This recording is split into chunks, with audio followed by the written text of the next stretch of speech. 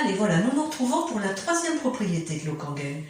Alors, j'ai l'habitude de dire qu'elle est hyper hydratante et les gens ne comprennent pas toujours, bien évidemment.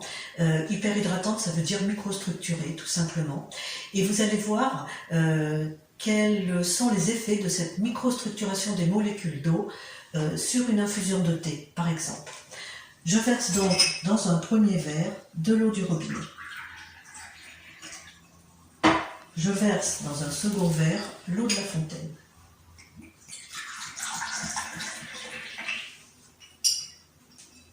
Voilà.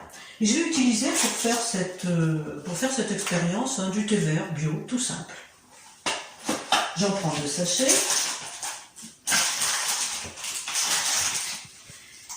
Et je vais les tremper tous les deux en même temps à l'intérieur, à la fois du verre contenant l'eau du robinet et du verre contenant l'eau de la fontaine. Et on va voir ce qui se passe. Donc, à main gauche, eau du robinet, à main droite, eau de la fontaine. C'est parti pour le test numéro 3.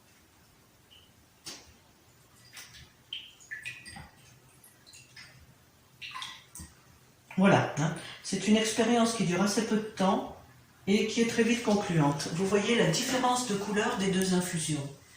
Eh bien, l'eau du robinet se contente pratiquement d'effleurer le sachet de thé, alors que l'eau de la fontaine, l'eau Kangen, va vraiment rentrer à l'intérieur du sachet. Comme au niveau de nos cellules, elle va rentrer dans nos cellules, apporter l'oxygène, apporter les nutriments et ressortir chargée de déchets.